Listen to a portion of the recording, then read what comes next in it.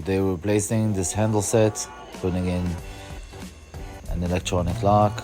After removing the hardware, this is what we're working with. First, always start with the handle. Measure the back set for the bottom screw as well. That's how everything lines up and looks straight.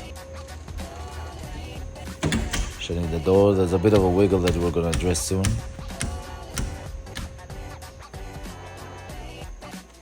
Alright, installing the initial part of the electronic deadbolt. Now we're going to test it for its mechanical operation. Make sure it works smooth with the key before continuing. Very smooth, easy operation. That's exactly how a lock should work.